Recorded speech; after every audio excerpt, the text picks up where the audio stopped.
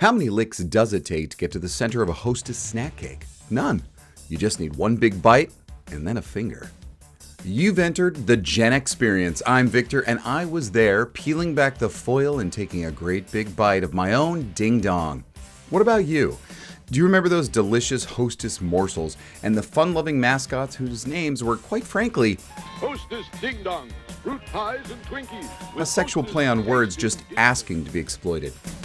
Click the like for this show and consider helping me to get to 500 subscribers. Only 7 left to go, so I'm asking for very little, and as usual, no purchase necessary. Whether sponge cake, cupcakes, or fruit-filled pastries, a Hostess snack, as we called them, made the perfect finale to a cold lunch taken to school in a brown bag with your name written on the front, or a metal Muppets lunchbox that I'm still pissed got stolen on the first day I used it.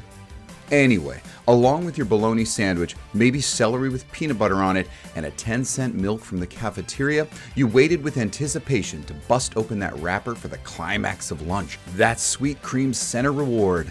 But what was your snack preference? Hostess has been in our lives since as far as we can remember. We couldn't imagine a childhood without it, and everyone's pantry had one of their most famous cakes stocked inside.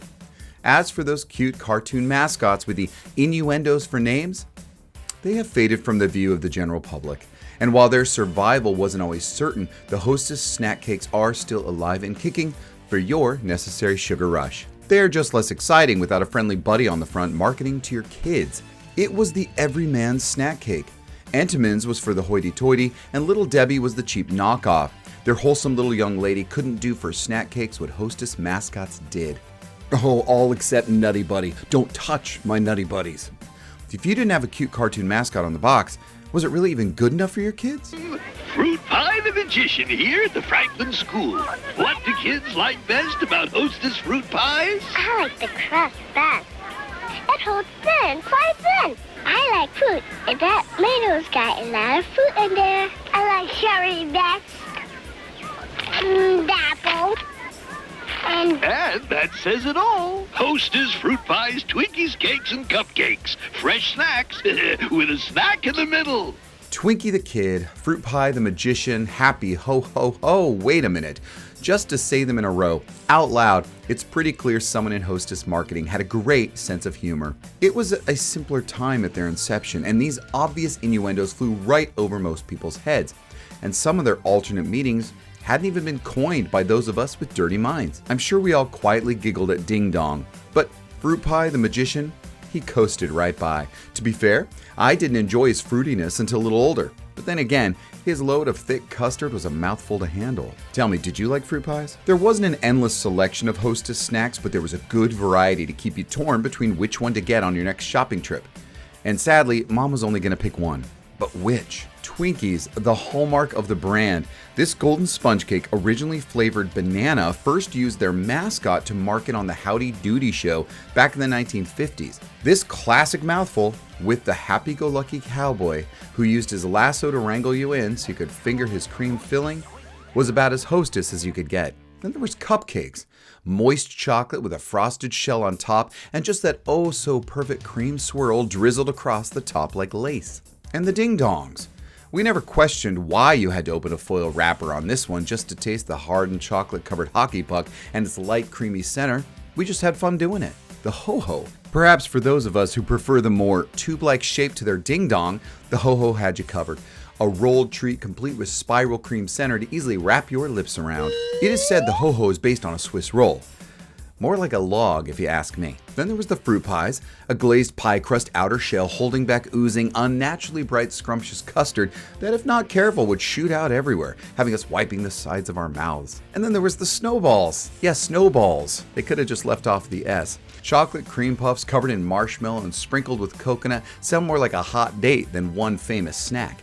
As its hostess's MO, a creamy load waits inside. Not only are they commonly pink, they also come in packages of 2. Maybe blue would have made more sense. This could explain why there's never been a mascot for this pair. And what about the zinger? Vanilla cakes with vanilla cream and yet with a faded yellow tinge of color. Pretty vanilla if you ask me, unless you're into the devil's food variant. Besides being thick, this treat isn't much of a gotcha, so not sure where the zinger comes in. It's barely worth mentioning that all of these products have variations and seasonal flavor changes and enhancements, but that's not what we're here for today. But it is worth mentioning that there were other brands of snack cakes too. But the only one worth noting was Dolly Madison. Remember her? The only way I know anything about Dolly was by watching the original Peanuts cartoon specials, which were always sponsored by the Hostess competitor. If you didn't know they were named after a president's wife, you'd think that little kerchief-headed face was named after one of Hugh Hefner's bunnies from The Girls Next Door. Just give me the facts. Every time I try to enjoy a zinger, it gets zapped. See? I didn't see anything. Describe the alleged zingers. Well, there's devil's food with chocolate icing, gold cake with creamy vanilla, raspberry with coconut, all with cream centers. It's your imagination, Charlie Brown. There's no zinger zapper. See? When you have zingers around, there's no escaping the zinger zapper. You may have deduced that there were some snack cake shenanigans going on as Hostess did a whole zinger zap on Dolly. She had the original zinger creation as you saw in the ads, but Hostess zapped Dolly and took them for their own. They're still very popular today. There must be a story in there somewhere. Let's face it, the mascots themselves were a lot of fun and did just what they were supposed to do: engage our little minds, make the product memorable, and create a strong connection with the treat through marketing that had us pestering our parents to purchase said product. The commercials were endearing with animation that perfectly conjured up the total delight of indulging in one of these delectable snacks represented by some adult humor mascot. Let's begin, shall we? Dressed as a cowboy representing something once banana flavored, tracks for someone named Twinkie the Kid. The name is even more perfect as the design evolves younger and younger. This twink, look it up, seemed to be the leader of the gang, always saving the day. That is probably why this character will still show up randomly as a company icon of sorts, the snack cake golden child, if you will. There was Fruit Pie the Magician. It's not salacious until you make the name of the treat into a descriptor for the mascot himself. With being called a fruit or fruity derogatory when describing someone, Magician gets no respect. Captain Cupcake and his little squiggle fits perfectly with the naval officer motif, but it is the name Cupcake, just like fruit, that gives this mascot's name a whole other meaning. And no, I am not going to say pearl necklace. No, I won't do it. And there's Happy Ho Ho. Well, no name says so much in so few words. This Robin Hood type character takes the merry men to new levels by adding the happy moniker to his ho-ho. Now for Hostess Ho-Ho. And to add a little more fuel to that fire, he was given a voice very reminiscent of a famous flamboyant character. Master, don't let's be silly. Oh, and the coup de grace, King Ding Dong. Exactly. A well-known euphemism or colloquialism, this mascot was crowned the biggest innuendo of them all. You can find some old merchandise where Don, D-O-N, was substituted for dong, and some countries actually use it as their official naming convention. I guess Canada doesn't have a sense of humor, but he will be forever remembered and immortalized as King Ding Dong and go down in history like Long Duck Dong. Hello there, young man. It's King Ding Dong. King who? Ding Dong, don't you see him? Like I said, marketing may have been having a field day, and I'm not mad. This is good, clean fun. The double entendres were running wild with those guys, and when compared to the ones that got away, it really doubles down on what Hostess was into, and I'm not judging. The following might be unique in their own way, but certainly don't have the flair of their more famous counterparts. Chauncey the Chocodile. He represented chocolate Twinkies. This crocodile, not even an American alligator, had a very southern name and a straw hat. Like the others, he was fairly random as a mascot, but was part of the main gang long enough to appear in commercials and merchandise, but not important enough to hold on to his own snack, as the treat just became a special seasonal flavor for regular Twinkies. It's just that it takes a while to eat a crocodile. Ouch! With a jingle like that, no wonder he went the way of the boot factory. Now I'm sure you can find another channel eliciting outrage over Chief Big Wheel, but that's not my thing. Sure, we could chat longer about this mascot's socio-political meaning and impact, but who's got time for that? Representing an extra-large ding-dong, the Chief was at least an introduction of diversity for us kids. But orange big wheels, that flavor, that color, that was a thing?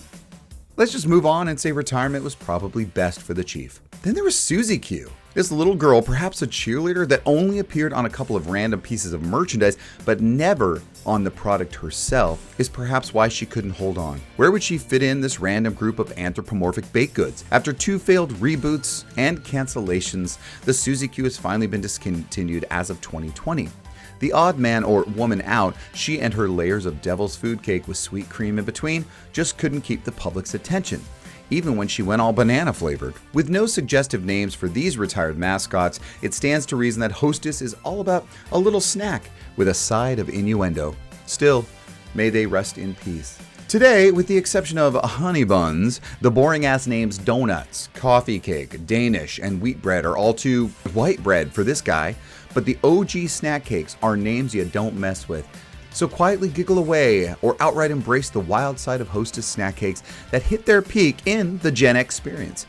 Even with the vaguely cute Casbars treat, today's marketing isn't looking to provide products whose names have any slightly sexual undertone.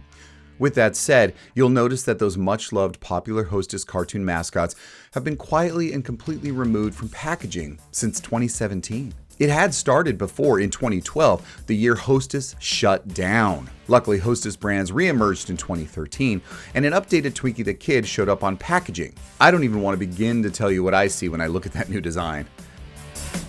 Even so, the kid's comeback was short-lived. In 2017, Hostess refocused its marketing to target millennial moms instead of their kids, and Twinkie the Kid rode off into the sunset. It all comes back to you, huh? Recalling these cute little guys makes you realize how much you miss them. I thought they were perfect mascots for such a product, and yeah, the names were a hoot.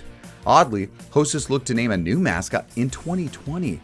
Their new brownie was given a look, and Chipper was the winning name. However, as of this show, I can't find any evidence on their website or in mass marketing of said mascot, and Chipper fades into obscurity, never to have the same longevity in our pop consciousness as Twinkie the Kid, King Ding Dong, and so on. If you know anything about Chipper, let us know in the comments and we can discuss there. They may not be officially retired, but today's culture of extreme outrage at the most inane objections forces companies to proceed with caution. So although they never really messed with the classics, Hostess chose to cancel them before anyone else could, based on any ridiculous cry of offense. Well, I hope you enjoyed and got a good laugh from this tongue-in-cheek look at some of our favorite snack foods and the memorable mascots that put them hard and fast into our pop culture. If so, it doesn't hurt to click that like, and please consider helping me to reach my 1,000 subscriber goal by clicking subscribe. Now look around the channel and don't forget those shorts for other great content like this. For those returning to the show, thank you so much for watching. And first timers, welcome. And until next time.